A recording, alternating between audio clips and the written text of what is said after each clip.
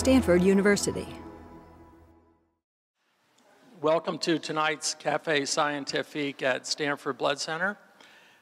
Stanford Blood Center is the primary supplier of blood products to Stanford Medical Center, which is the second largest user of blood products in the nation, as well as to 4 other major hospitals in our community. Of the 85 blood centers in the United States, 2 are community blood providers and have a blood research mission, Stanford Blood Center being one of them. Our success would not have been possible without our many faithful blood donors, many of whom are here this evening. Thank you all. This evening, we are privileged to have as our speaker an alumna of Stanford University. She is a graduate of the Geisel School of Medicine at Dartmouth College. She received her residency training in emergency medicine at the University of New Mexico and practiced in that discipline at San Francisco General Hospital for 14 years. She was also an associate clinical instructor in ER medicine at UCSF. Please welcome Dr. Jennifer Brokaw.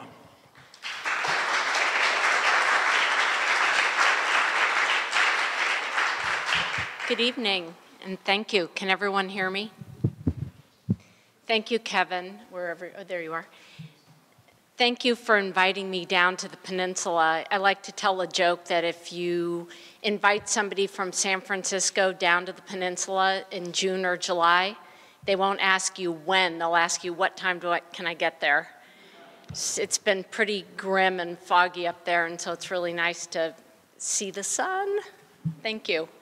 I also want to say that I reiterate what Kevin says. I think blood centers are really, so to speak, the lifeblood of medical centers. Their service to medicine can't be exaggerated. And as an former ER doctor, I certainly appreciate the work that the blood centers do and the product they provide.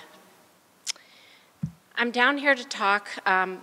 One thing that Kevin didn't say is that for the last 5 years, I have switched out of emergency medicine and into something I call patient advocacy, but it's really turned into an advanced care planning practice. And I decided to leave emergency medicine and do this because I saw so many people coming into the emergency room unprepared for what was happening to them.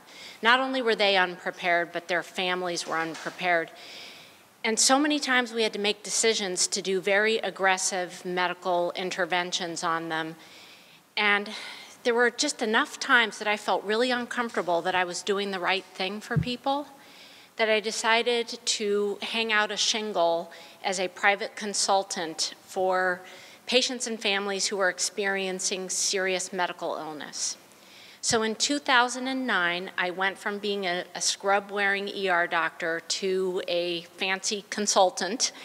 And I called my company, well, initially it had a different name, I won't bother to tell you, but it ended up being called Good Medicine. And I think that advanced care planning is good medicine. And the reason I titled the talk tonight, Saving the Doctor-Patient Relationship, the Case for Advanced Care Planning, is that I believe the doctor-patient relationship is in peril right now.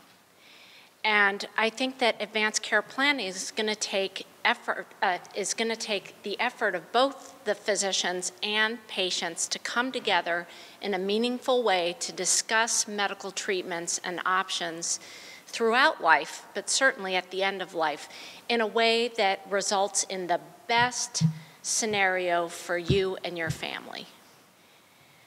So tonight we will cover a few things. One, the necessity for preparing and planning for your medical future. 2, the challenges of the doctor-patient relationship in the 21st century. 3, some key definitions and terms about advanced directives and planning. And 4, I'd like to offer a way forward to bring doctors and their patients and their patients' loved ones together again in an intimate and meaningful way when it matters the most. And by that I mean when you're making critical decisions about your health and your life. So first, I always like to survey the audience about your knowledge or your experience with advance directives. Who in the audience knows that they have created their advanced healthcare directive? Okay, I'd say I'll call that a fifth to a fourth of you. And how many of you that have created an advanced healthcare directive know where it is? Okay, so it looks like most everyone who created one knows where it sits in their house. That's good. And of the people who created an advanced healthcare directive, and I assume you know who the person you named to act for you if you were not able to speak for yourself. And I'm wondering if they know what your advanced healthcare directive says. Okay, so about half of the people who have created a directive. Okay, and here's the final question for that group of people. Who has talked to any of your physicians about the content of your advance directive? Some hands are sort of shakily going up, but it's actually very rare for that conversation to happen. First of all, because where do we create our advance directives mostly? In the attorney's office. And that's been one of my bugaboos for the last 4 years, is I've asked myself over and over again how it is that my profession, who acts on these directives, managed to give up the job of creating them to a different profession. And I don't want to say that attorneys don't have a place at the table here. I think they do. But rather, I think it should be more of a joint effort. And so I've been on a bit of a mission the last 4 years to get out and speak to people about A, creating an advance directive, and B, really talking about it with your treating physicians. So, being that this is Café Scientifique, I'd like to discuss a couple of recent scientific studies that I think are really important to know about. The first one is a study that came out in the Journal of the American Medical Association this past March. And this really caught my eye. In fact, after I read it, I wrote an op-ed about it in Time magazine, and they published it online. So the JAMA study found that in 1,000 patients over the age of 65 who were admitted to the hospital, 70% required a critical medical decision to be made within 48 hours of admission to the hospital. And that would include, procedures such as surgeries, life-sustaining interventions such as being put on a ventilator. I would say they didn't specify this, but I'm sure that blood transfusions or blood product transfusions were on the list. And then finally, a discharge plan, or a decision about where the person would go after the hospitalization. So, of the 70% who required a medical decision to be made, about half of them required some involvement of their healthcare agent or surrogate, and I'm going to use those terms interchangeably. So, the surrogate or the person named in their healthcare directive was required in about half the time for some amount of the decision. And about a quarter of them required all of the decisions made for them to be made by their surrogate. Furthermore, of those who were admitted to the ICU, of that 1,000 patients, and I don't know what percent it was, but 70% required some surrogate involvement in decision-making, and 40% required all decisions made by a surrogate.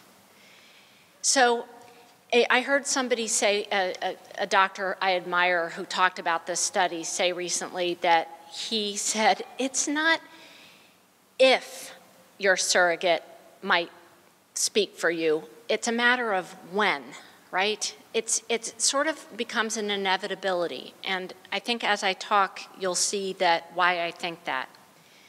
In fact, ICU use in the last month of life has increased from about 25% in 2000 to about 30% in 2009. Really, a tremendous number of people are spending time in the ICU before they die. So, you know, what happens when these critical medical decisions need to be made in the hospital?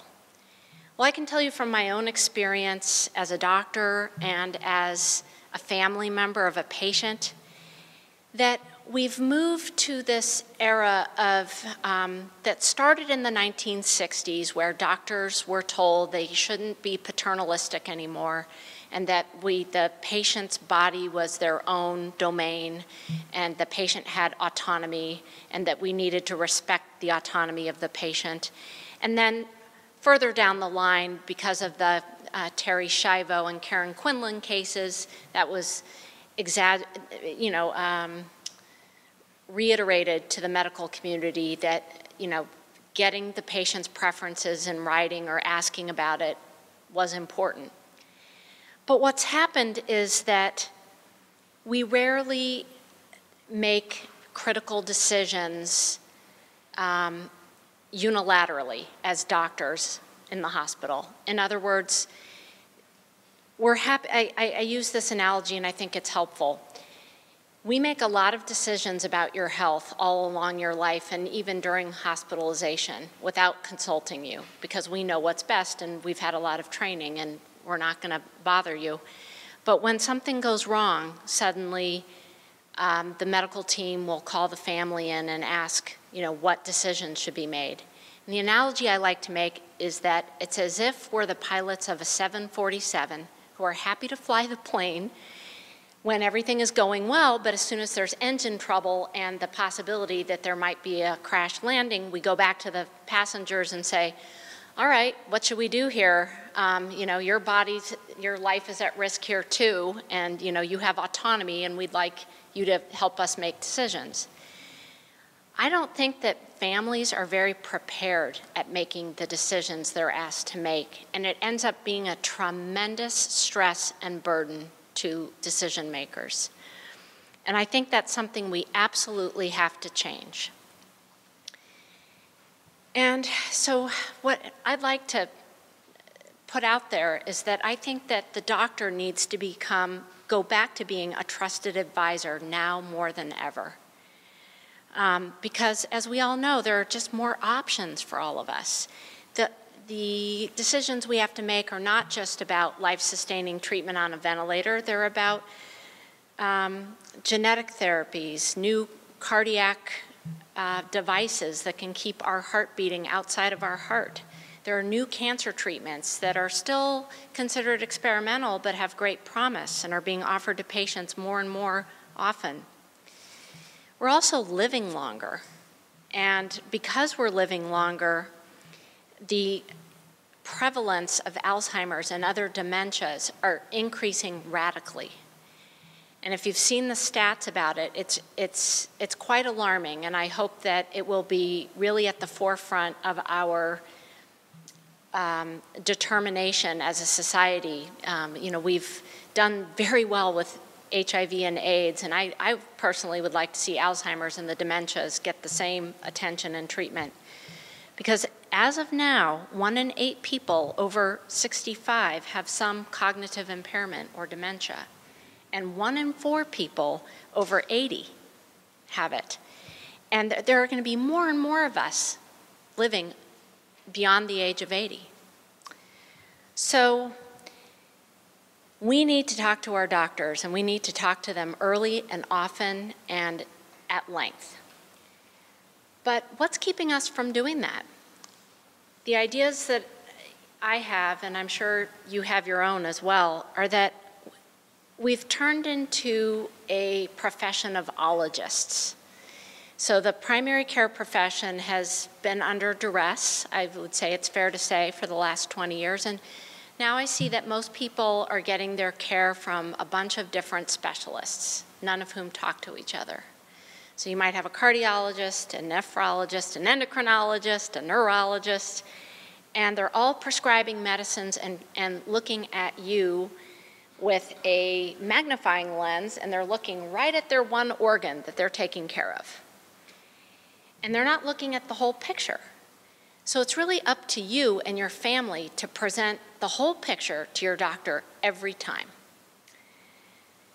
The other thing, back to my statement about primary care, when we do get in to see an internist or family practitioner, their time is in short supply. And that's been mandated by our payment models, quite frankly.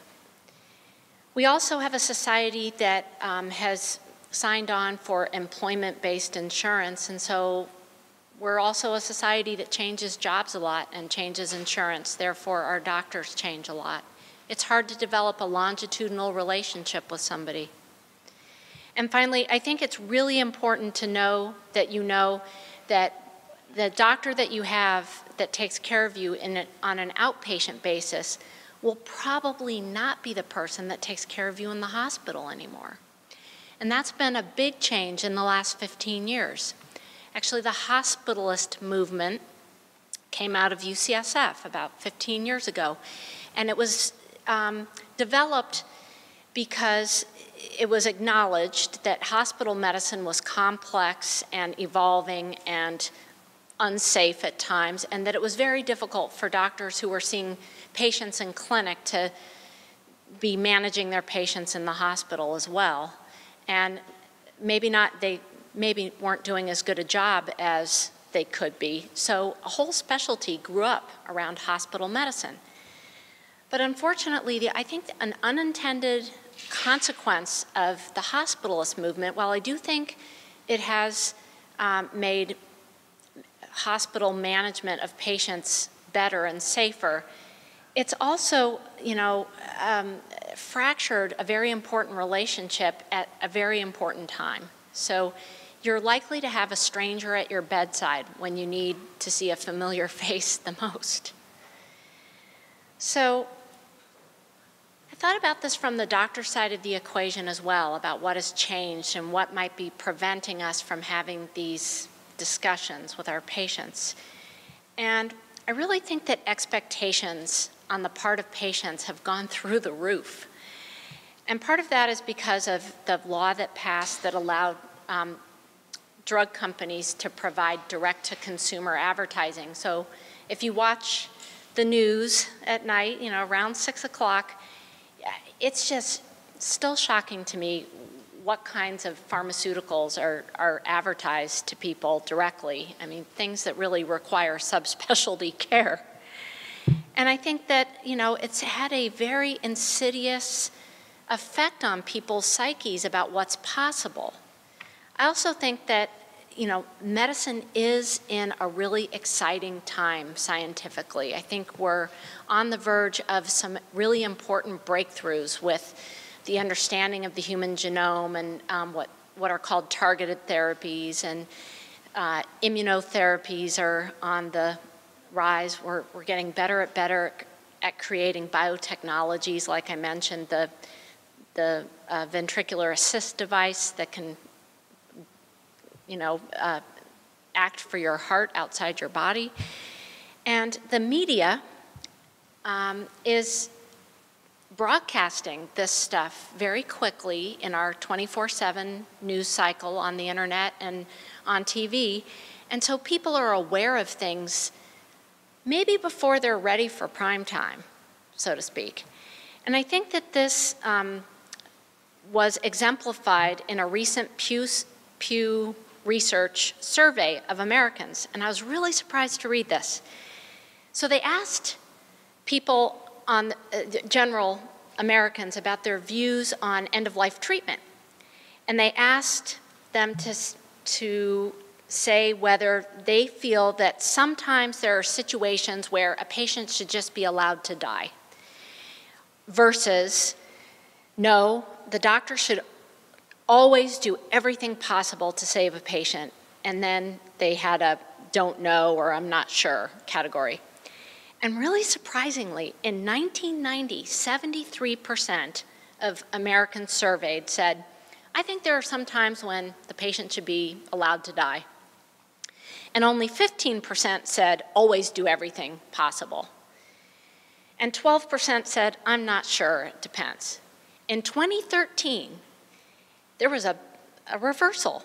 31% of people said, I think the doctor should always do everything possible to save a patient. And only 65% of the time did they think that there was times when somebody should be allowed to die. And very few people were unsure. And I thought a lot about why that could be. And I think, this is a real guess, but I think that the debate surrounding the Affordable Care Act had a lot to do with it. We had some language from Sarah Palin's camp about death panels. There was what we call the R word, rationing of care. And I think that this survey reflects that. In 2013, people were saying, I don't want to be rationed. I want everything done for me at all times. But it's too bad, because I think that there's a missed opportunity here for people to really understand that more care doesn't always equal better care. In fact, more care doesn't necessarily mean more life. And later on in the talk, I'll talk about a really seminal study out of Harvard that came out last year, or the year before, that proved that. Furthermore, UCLA just surveyed their ICU doctors, and it was published in JAMA. And of the ICU doctors working in the ICU, they said that there were about 20% of their patients, they were providing futile care to about 20% of their patients. And of that 20%, futile meaning they really didn't think that there was any chance that that patient would walk out of the hospital or have a meaningful conversation with anyone again or be able to care for themselves in any way. And in fact, their estimate was right. The researchers went and followed up on all of those patients, and a mere 70% died before they got out of the hospital. Another 20% died 6 months after discharge from the hospital, and the remaining 15% who survived were severely, severely compromised.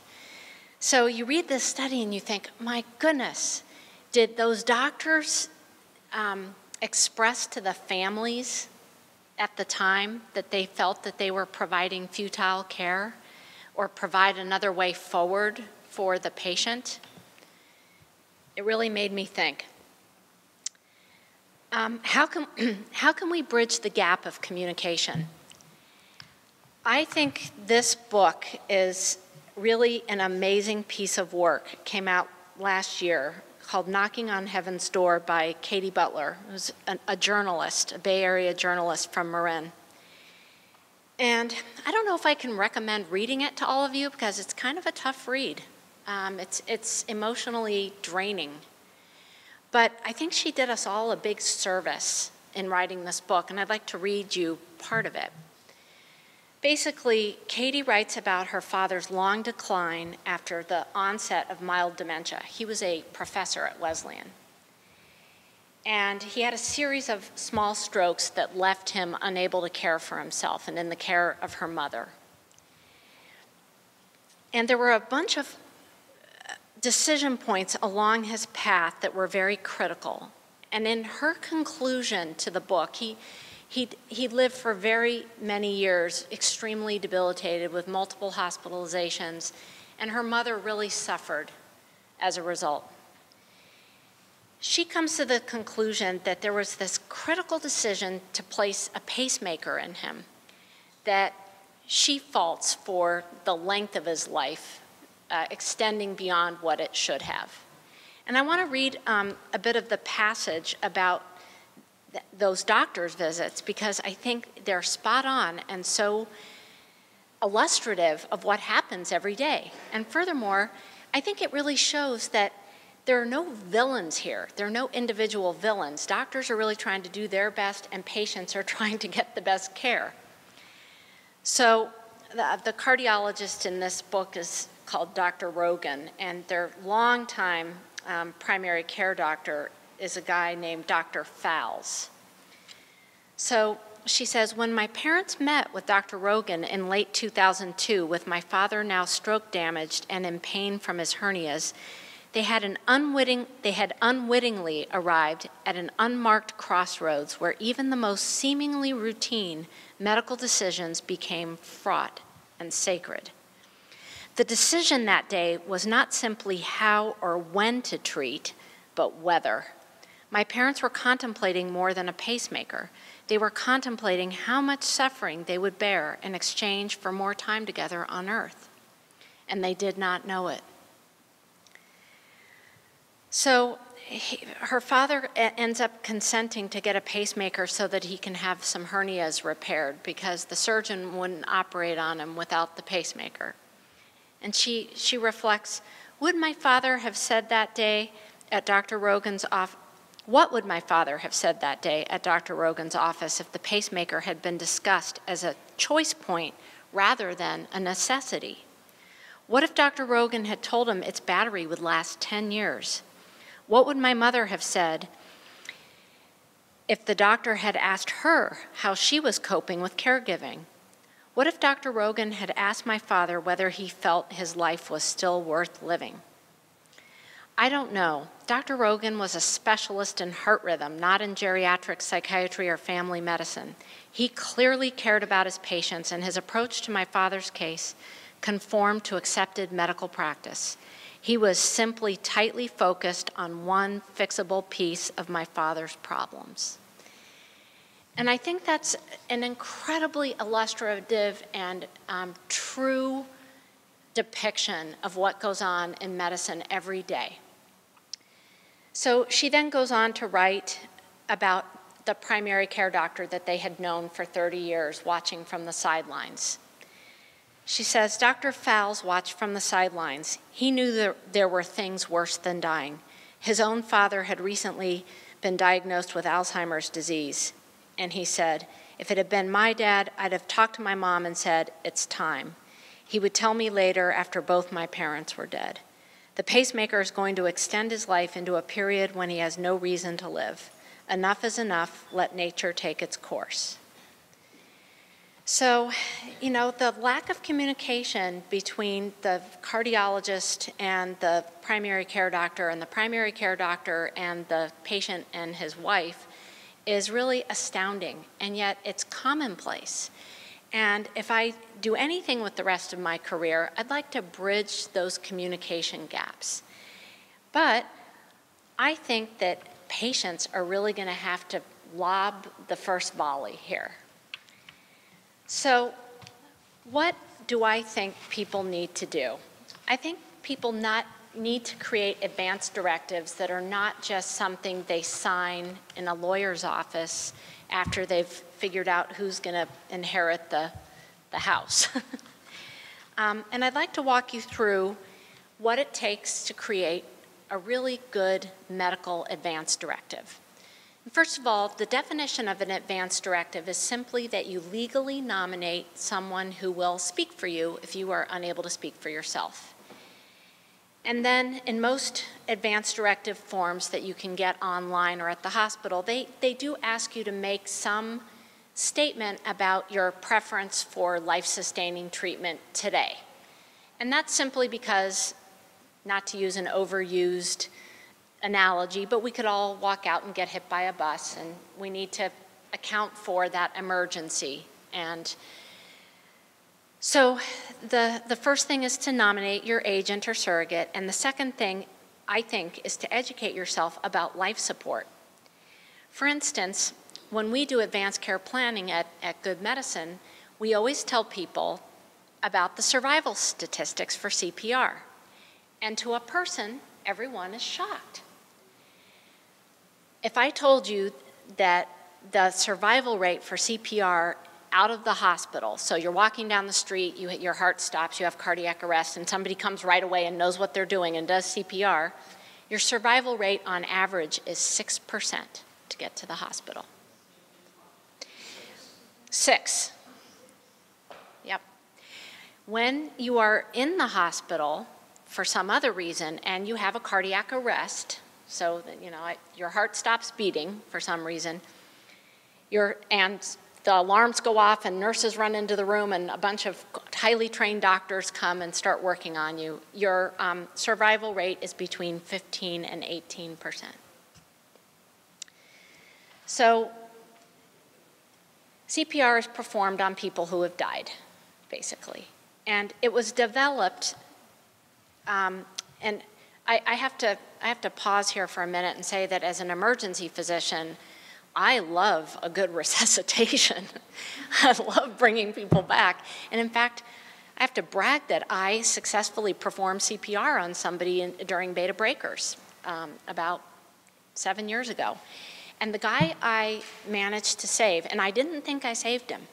The medics came and took him away, and I walked off the course very depressed and sad because I never got a pulse. But in fact, he walked out of the hospital 3 days later after having a bunch of arteries stented. But he was the exact person that CPR was developed to help, which was he was a fit guy with no other medical problems in his early 50s who happened to have coronary artery disease, and that was about it. And so he had an acute event where, you know, an artery was blocked and the heart went into a stun rhythm, and so we were able to pump on his heart to bring him back. But CPR is performed on so many other people now, and people who are sick with many, many other things and whose bodies are breaking down. It's not just their heart. And so I think we've really diluted the survival stats by applying it to so many people. Second, the second thing that people should understand, I think, is about ventilator support. So being on a ventilator, again, one of the wonderful breakthroughs in medicine has been ICU care. We really are able to keep people alive through a serious illness and often get them back to their normal life. But they're all the ICU treatments are developed as bridges. In other words, they're bridging you from a state of health and a serious illness and back to a state of health. And unfortunately, I think it's become a pre-graveyard destination instead of a bridge back to health. So I think everyone should understand that being on a ventilator is maybe not going to be fun for you, although you would be sedated so much that you wouldn't really be aware of it, but that a tube goes down your throat and you would have no way of meaningfully communicating with anyone you love. So it becomes a very important decision if you might not get off the ventilator, because your ability to communicate and say those last important things to your loved ones is taken away. Finally, artificial nutrition and hydration is something that everyone should think about, and when they would accept feeding tubes, either temporary or permanent, and when it wouldn't be worth it to them to be fed and watered if the rest of their mind or body were breaking down. I also think that, as I mentioned, that where we get long-term care needs to be something we communicate to our family. In other words, a lot of people say, don't ever put me in a nursing home. But that puts so much guilt on somebody who may have to put you in a nursing home, at least for a short period of time, that I recommend you not say that. But I would say that, if you prefer to spend your days at home for as long as possible and you think you've provided for some caregivers financially to help you stay in your home, you let your surrogate know that. And if you need to be put in a nursing home for a short period of time or for a longer period of time, that you just make some general statements about the kind of place that you would like to be and the way you would like to be treated by staff. On that point, I think that it's important for whoever is your financial power of attorney to either be the same person as your healthcare power of attorney or have a very good relationship with them. Because being a good healthcare attorney means tapping into resources to provide the care you might need. So to create an advanced healthcare directive, you need to make it legal. And most people don't realize that making it legal is very simple. You don't need to go to a lawyer. You don't need a notary public, but you can use a notary public. All you need are 2 witnesses that are not related to you and are not healthcare providers. So once you have your healthcare surrogate nominated and you write it down, you make some statement about what kind of emergency life saving measures you would accept or not accept at this stage of your life. And it's helpful to say whether you're an organ donor or not. You can get this signed off with 2 signatures and it's legal. So how do you then turn your advanced health directive into an advanced care plan, which is what I think all of us should be engaging in? And again, this brings it back to starting the conversation with our physicians. Well, first you want to create a value statement. And that value statement should address your spiritual beliefs, the priorities you have in your life, your minimum baseline quality of life. That's something we talk to our clients a lot about.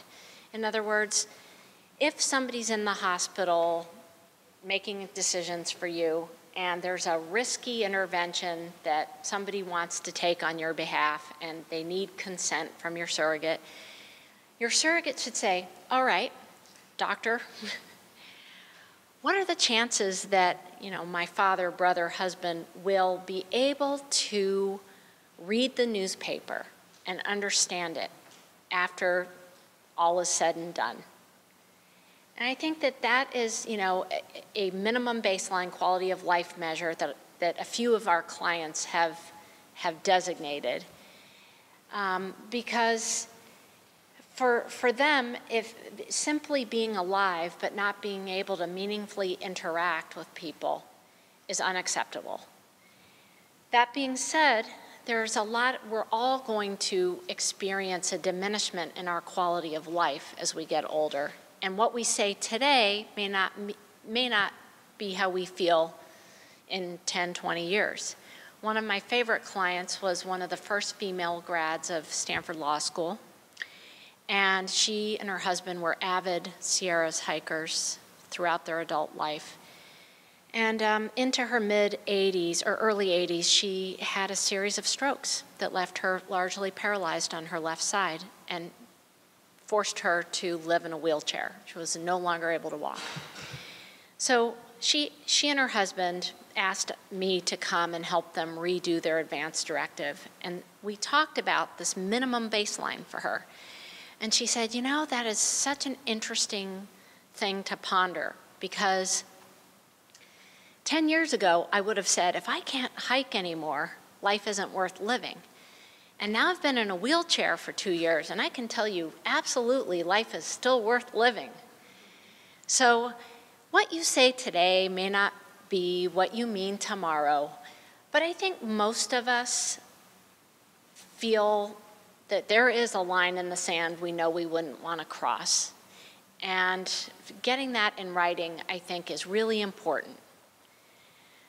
So other things that I think are really, really crucial to a good value statement to add to your directive are prior experiences you yourself have had with illness or dying, or someone close to you with their illness and dying, and how it impacted your thoughts or beliefs about how you want to live out your life.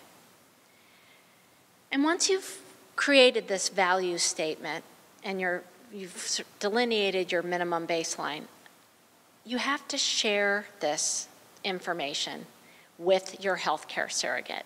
And the best way to do it is just in conversation. And hopefully it's an ongoing conversation that happens over years. But other people that I think it needs to be shared with are your physician, your attorney, and any other family members that may be troublemakers. We all know who they are.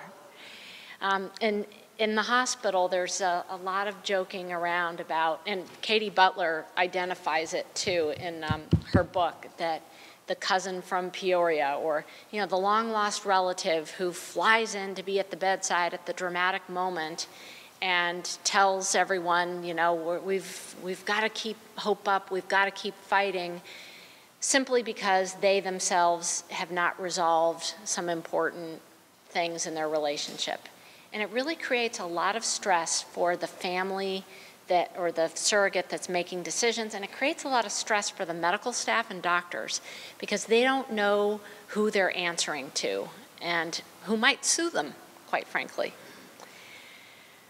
So as an example, I'd like to read some excerpts from one of the advanced care plans that we created for a woman at Good Medicine, because I think she says some really wonderful things.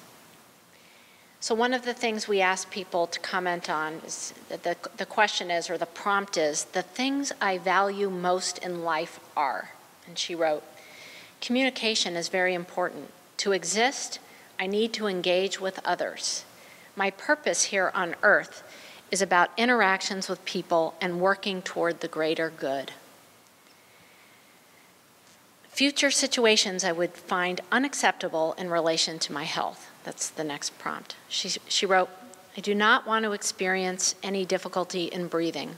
I watched my father struggle for breath at the end of his life, and it was very distressing to me. I do not want to experience distracting pain. I hope I will never be bedridden for a prolonged period. Specific treatments I would not want considered for me. She wrote, there are no specific treatments I would eliminate from consideration. However, I would not want treatments to prolong my life if there wasn't a good chance that I could continue to communicate, have meaningful interactions with my family, and retain some mobility. I would want my surrogate to take a measured approach to therapies and medications if I weren't able to participate in the decision-making. I am not someone who jumps at trying the newest medicines. I question every pill that goes into my mouth. I saw the side effects my mother suffered from her chemotherapy. I would hesitate to accept any chemotherapy unless it gave me several years of a good quality of life. So I won't read any more, but I hope that when you heard the things she said, you noticed that she didn't use any vague terms like terminal or vegetable, and she made specific statements and gave a context to why she was making the statements, so that I think whoever reads it or she explains it to will really have a solid understanding of where she's coming from. So how do I think that advanced care planning will facilitate getting better medical care or having a better relationship with your doctor? Well, first, I have to say that I think that the ice needs to be broken between you and your doctor, and you have to acknowledge that you're going to die someday to your doctor.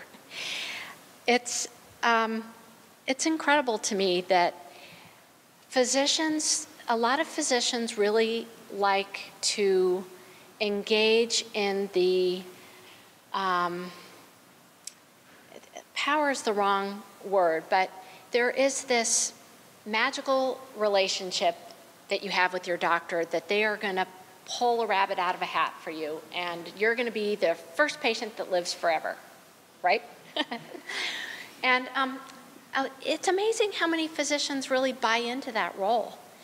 I have a really distinct memory of one of our clients who came to us with advanced lung cancer.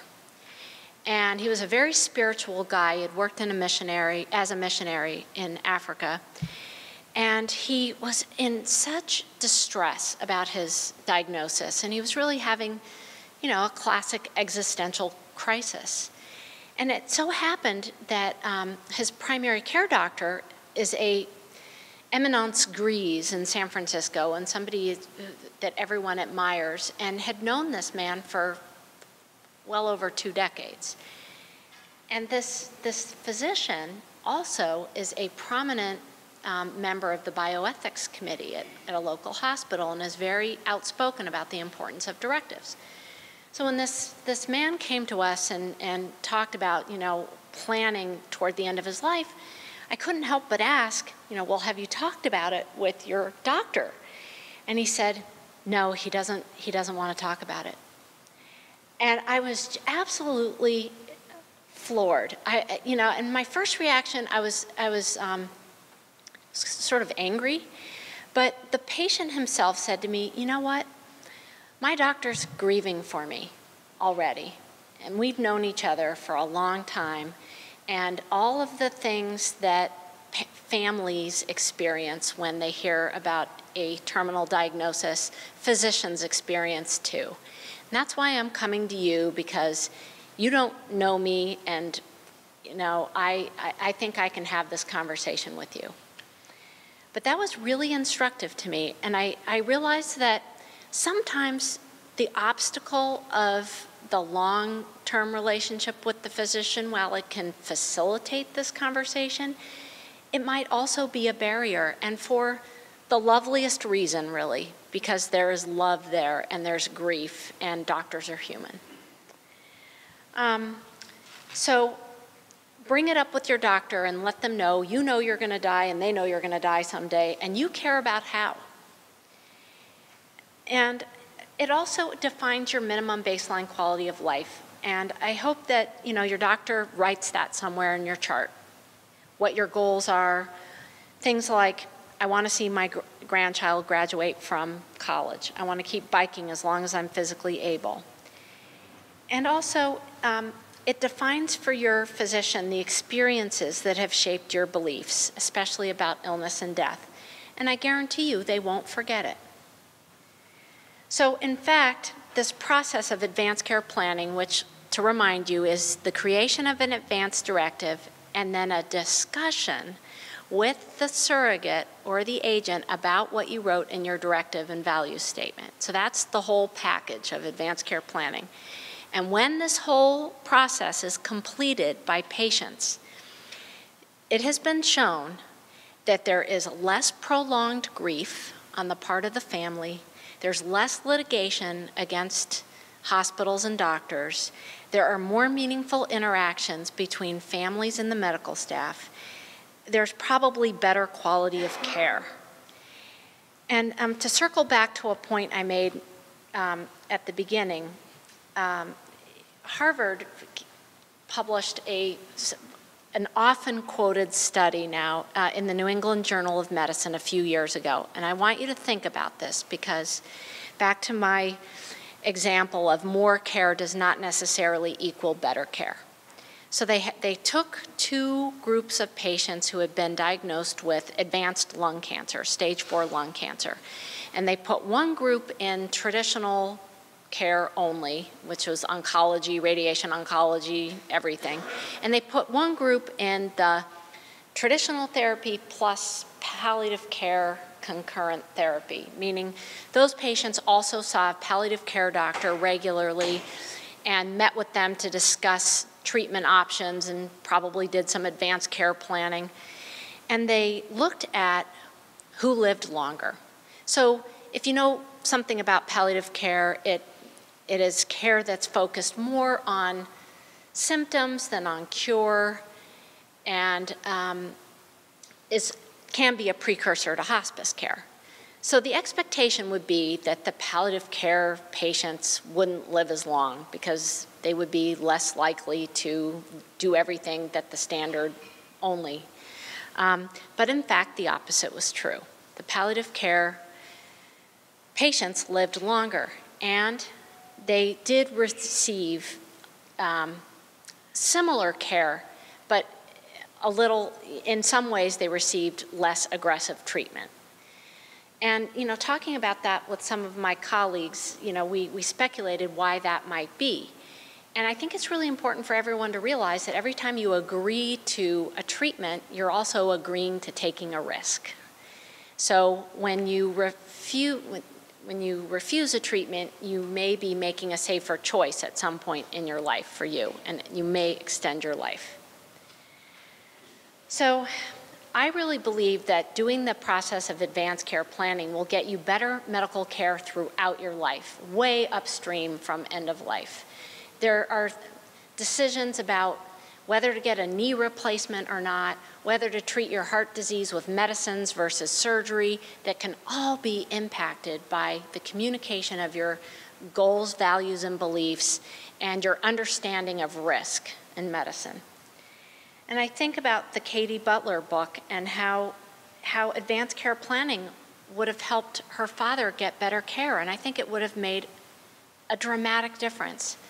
Moreover, I think her mother and Katie herself would have benefited greatly from the process. And, you know, to read this book is to really read her everlasting emotional grief and sort of post-traumatic stress over his long illness and death.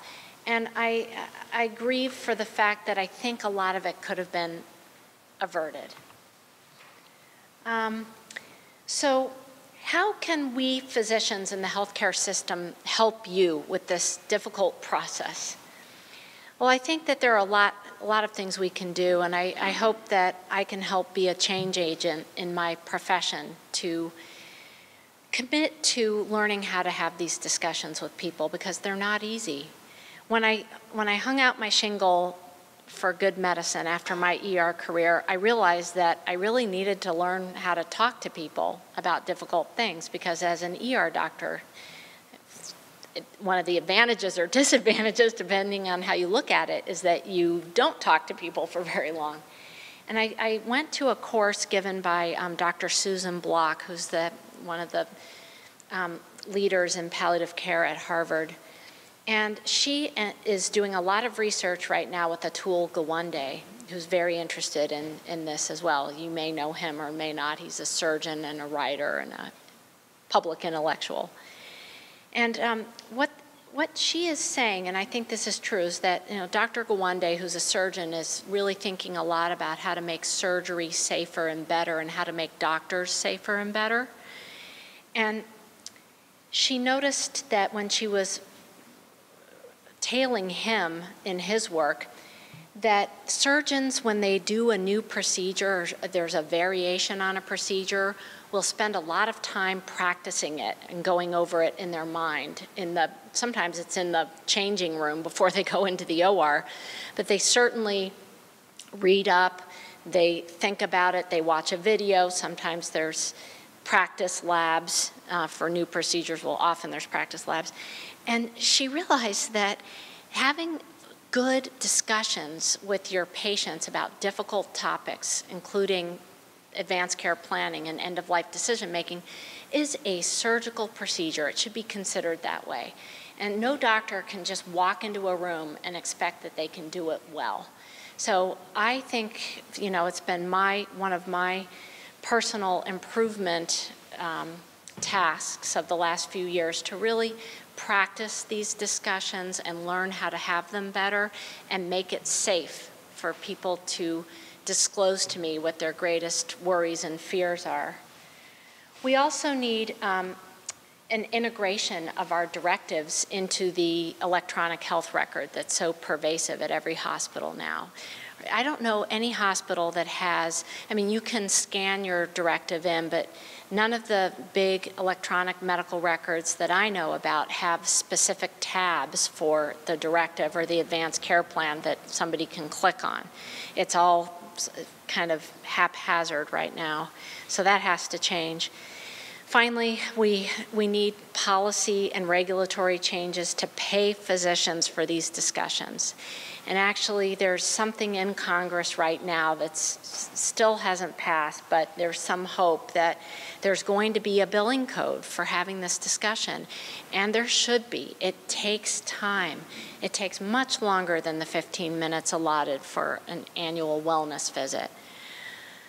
So, in conclusion, I'd like to say that there are significant medical and emotional benefits for patients and their families from having these end-of-life discussions and making a plan while the going is still good.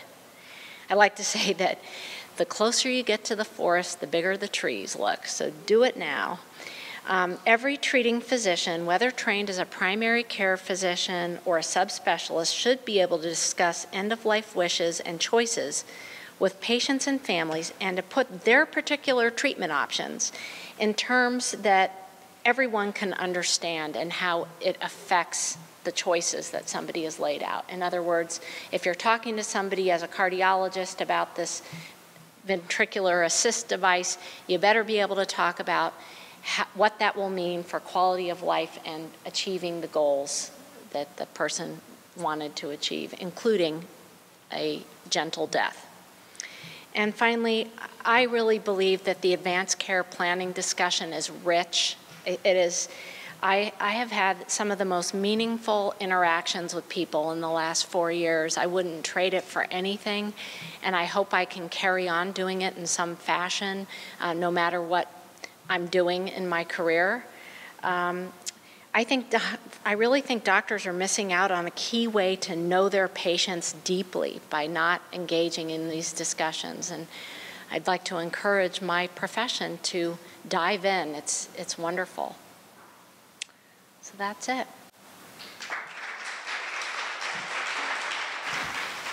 All right, we will now begin the Q&A part of our talk, concluding at 8:30. As I mentioned earlier, we will be using a hand microphone for the questions to enhance the quality of our video recording, and our hosts, Dan and Becky, will facilitate the use of the mic.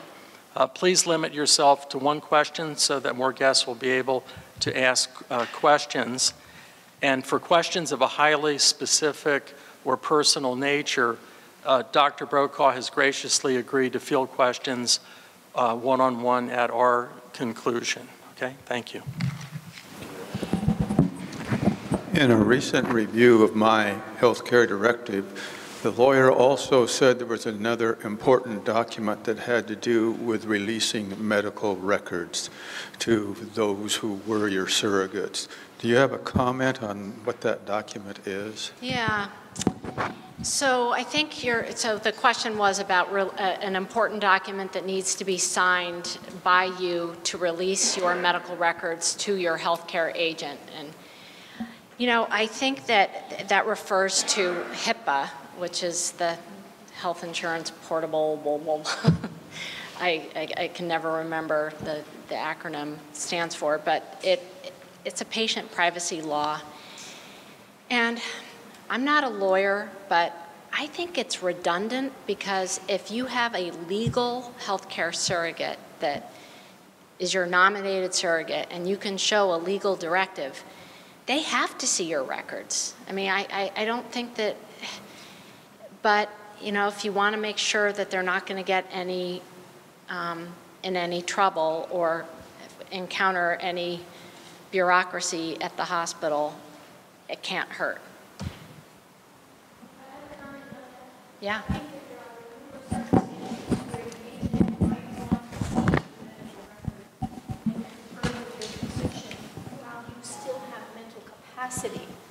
And they won't be able to do that, especially getting written medical records, unless you have signed a HIPAA release form. I think it's absolutely critical. And I used to work in this field here at Stanford, so I'm speaking from experience. Yeah. No, I think that's a valid point. But, you know, as you say, when the person has capacity, they have the ability to get a HIPAA release signed. The question is whether you need to have that, you know, just on file in case the person becomes incapacitated.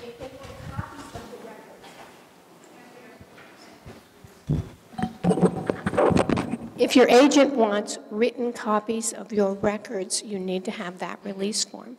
It won't prevent them from discussing things face-to-face or perhaps by phone if you don't have it. But if they want copies of the records, you're just stuck unless you have that written document signed. It's really important. Yep, fair enough. Yeah.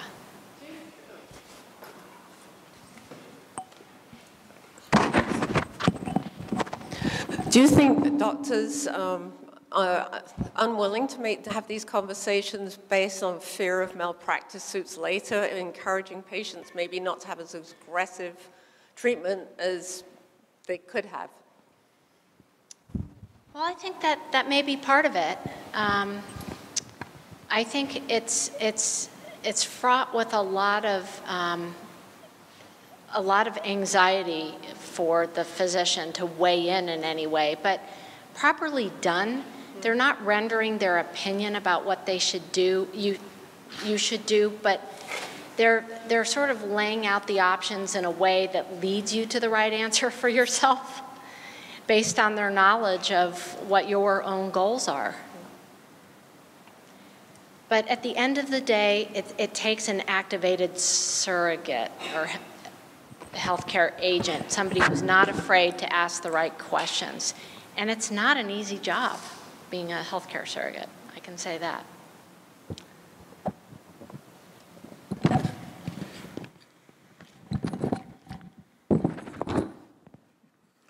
Yes, do you have an example, electronic example, of an advanced care planning document that you could email to any of us or all of us? You know, that's a really good question. I wanted to mention 3 websites that I think are really useful.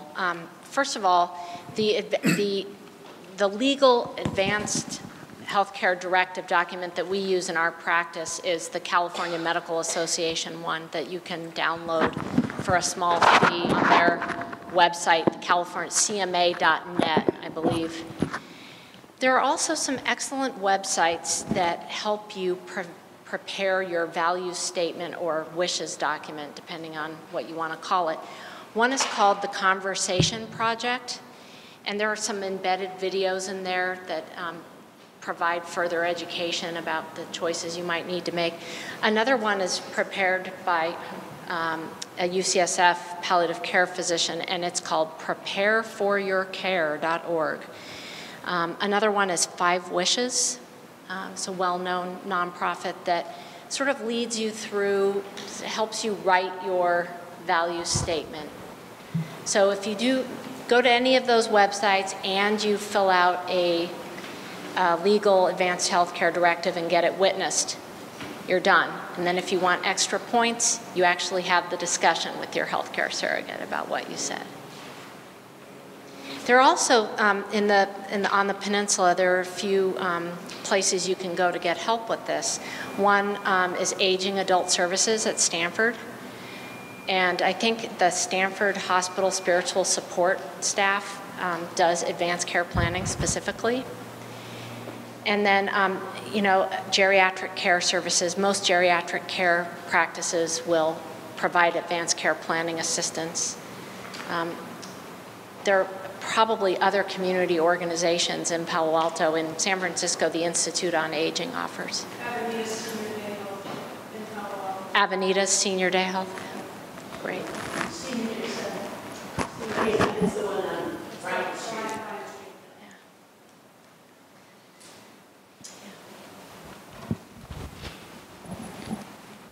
Are there people that provide surrogate services for a fee if you don't have a family? That's a really good question.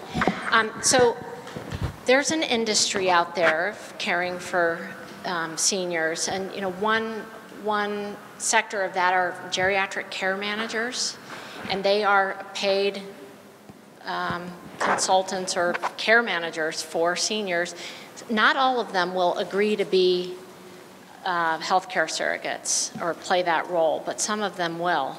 And then there's also the industry of private fiduciaries who can and will manage your finances for you, and some of those people will also agree to be a healthcare surrogate for you.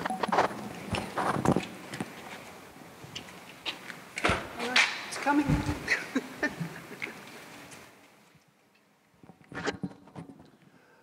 Thank you very much. Most of this discussion is about the people preparing directives for themselves, but I'd like to ask you a question about the surrogate.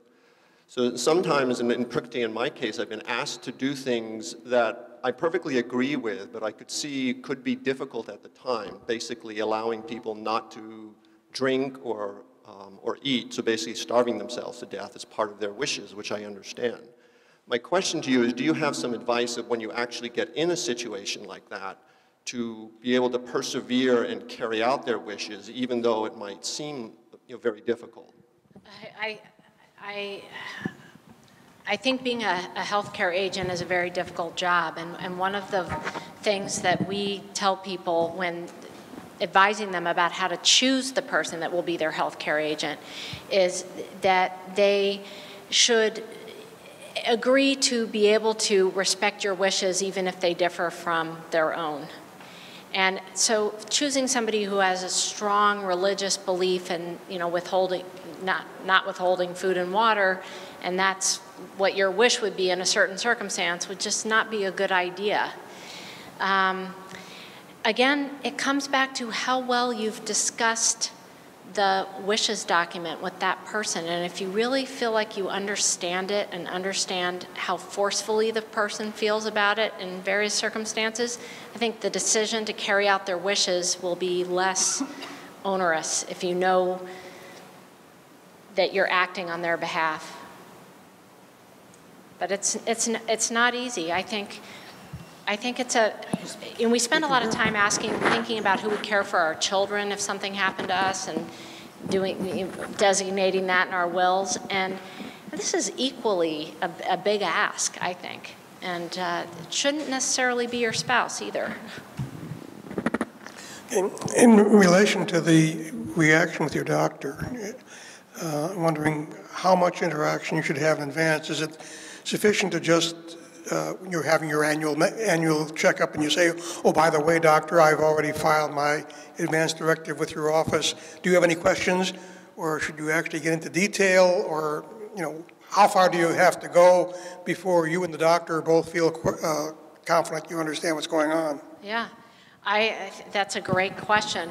It'll really help if there's a billing code in place for the doctor to be able to spend, at least 30 minutes reading over your document and asking you questions perhaps about anything you wrote, and advising you, that maybe one of your wishes is not consistent with another one of your wishes, or educating you.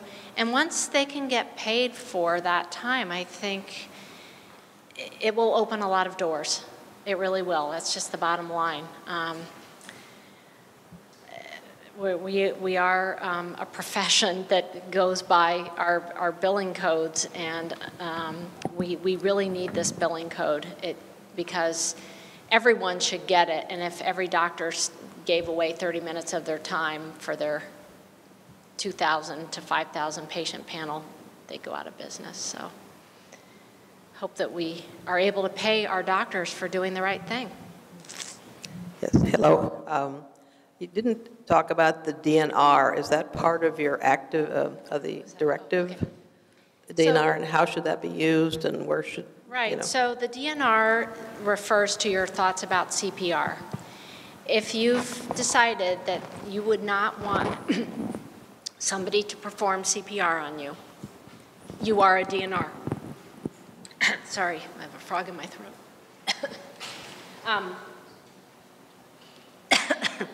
The other thing I didn't talk about, thank you, is the POLST document,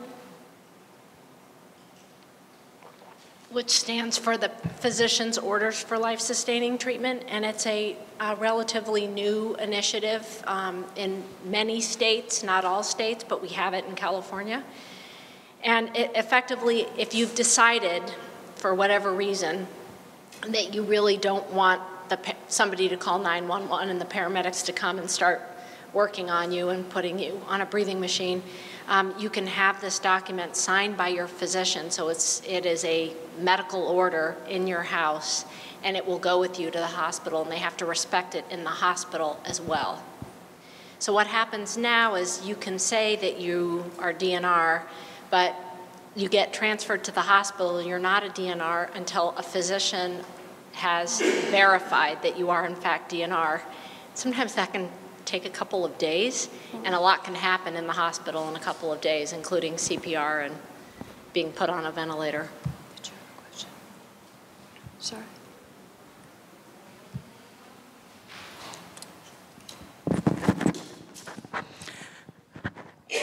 I'm wondering if you give this talk to doctors. So we're talking about diving in and speaking with our physicians. I think they need to dive.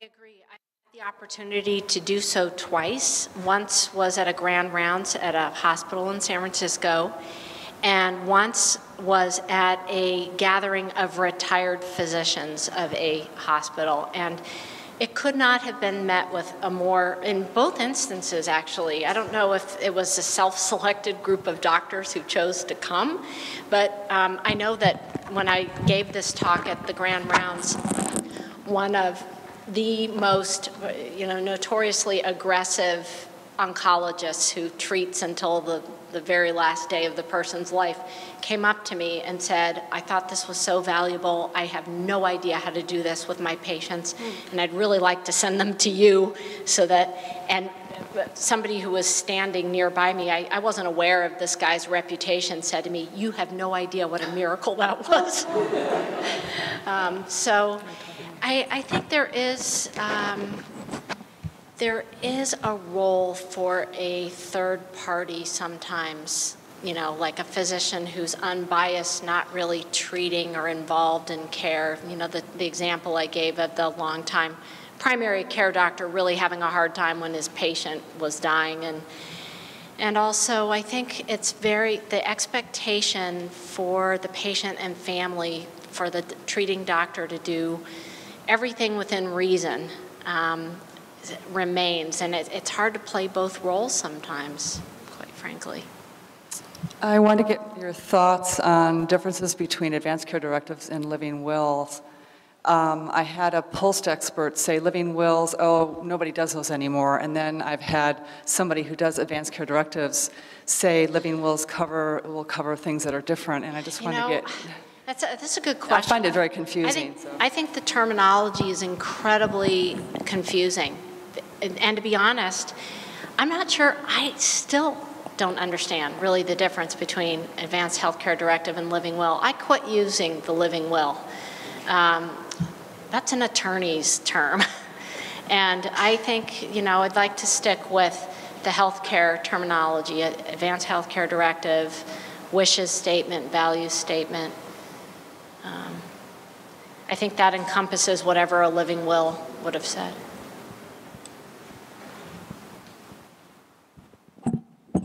I just wanted to ask, how do you you mentioned earlier that people have a lot of ologists, and nobody's talking to each other. How do you get your doctors to talk to one another? Is it up to the patient, or is it the doctor's responsibility? Yeah, no, I mean, ostensibly, it's the doctor's responsibility, but at the end of the day, it's the patient and their family that needs to make sure that the doctors are talking to each other. And I think the best way to do that is to make sure that each of the doctors understands what your own goals of care are. That's kind of a term to throw out, jargon, but speaking in goals of care and then asking each specialist to weigh in on their recommendation based on your goals of care, and then making them aware, each of them aware when there are discrepancies in recommendations. That'll bring them together because, they all work for the same hospital. Nobody wants to be at crosshairs with each other. They want to deliver consistent care and messaging. There are a lot of reasons it doesn't happen. Hi, is there a way for us to be a change? Because as you took the survey earlier, like only a fourth of everybody here had one. So is there a way for us to be like change agents in our community to make our community more aware to make one? I would welcome you being a change agent in your community. I think there are a lot of ways you can do it. So I don't know if any of you have heard of or on the radio about the town of Gunderson, or it's Gunderson Lutheran Medical Center, and I think it's La Crosse, Wisconsin. where the granddaddy of advanced care planning who really developed this process resides. And in that town that's homogenous, and it's a population of about 12,000 people, 96% have done their advanced directives. And it's really because it became a community effort. And NPR did a great story on the town and the program and how it became a discussion at dinner parties and cocktail parties. Have you done your advanced directive? Have you, who did you name as your agent? What do you think about those awful CPR survival statistics? But I think that whatever community organizations you belong to, if you belong to a church or another volunteer group, to invite people to come speak about advanced directives and advanced care planning. And I think people to ask to speak are hospice nurses, palliative care physicians, even some ICU doctors have taken a special interest and passion in getting the word out, because believe me, when the patient population all has done their directive and discussed their directive, life is going to be better for the doctors and nurses as well. But let me know if there's any way I can help us too. You several times referred to billing codes. Doesn't the medical system have perverse incentives to give care beyond what is required? And doesn't that mean that this person that you appoint as your surrogate's principal task is going to be fending off care, not getting it? Yeah. You said it, I didn't. It's that has certainly been the case. I think, I would like to believe that it's never overt. I don't think any doctor's looking at how much they've billed this month and are trying to get in another, endoscopy or whatever, but it is subliminal and it's true. We're rewarded for procedures. I think Katie Butler addresses that nicely in the pacemaker discussion, that the cardiologist is there to fix the heart, do the right thing, and in the back of his mind he's thinking, I'm going to get paid well for putting in a pacemaker. So fending off care is a main job of the surrogate. I would like to point out, though, that our healthcare landscape is changing under our feet, and the hospitals are now being paid very differently than they were before. So there is the notion of the bundled payment and the shared savings. And I think that it probably hasn't trickled down into behaviors yet, but in other words, hospitals are going to be paid a fixed amount for a certain diagnosis, and any care they render beyond what's seen as reasonable is money out of their own pocket. And I really think that will change behaviors dramatically. But we've been doing things a certain way for so long, it's going to be hard to turn the ship. And activated surrogates that are willing to say, why is this being done? What benefit will it accrue for my loved one? What risks will it accrue for my loved one? And what are some alternatives that we could consider are going to be the three main questions that our surrogates will have to ask for us for quite some time.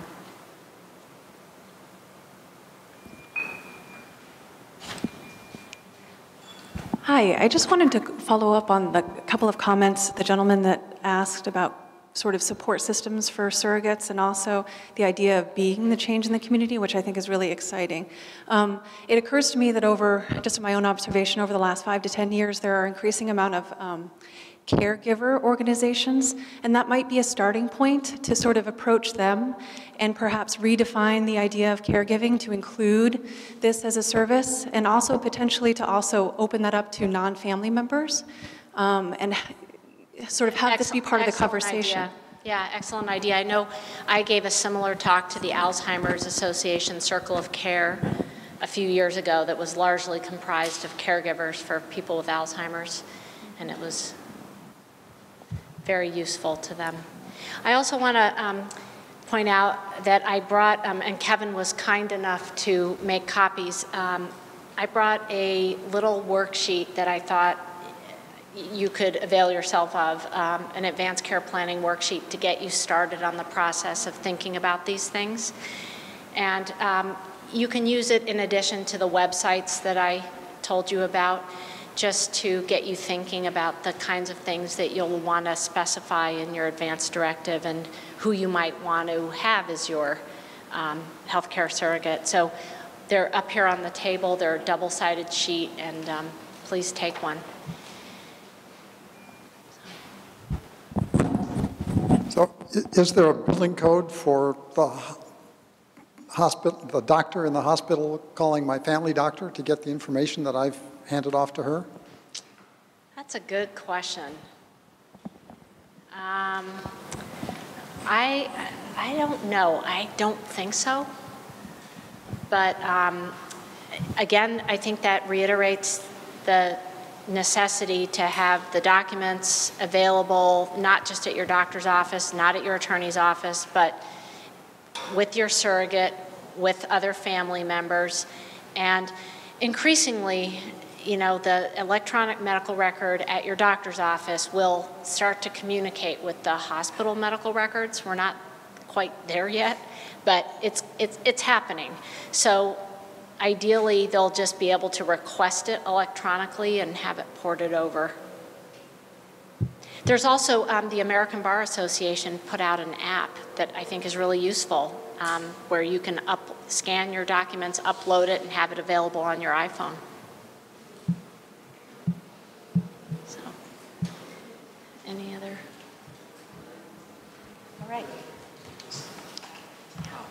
So the handout is available through Dan at the door on your way out, and we're hoping to have an expert on the treatment of PTSD who's a Stanford psychiatrist working at the Palo Alto VA, and that would be Thursday, September 25th, and I don't have the details on that yet.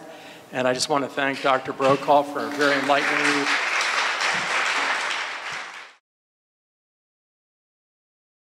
For more, please visit us at stanford.edu.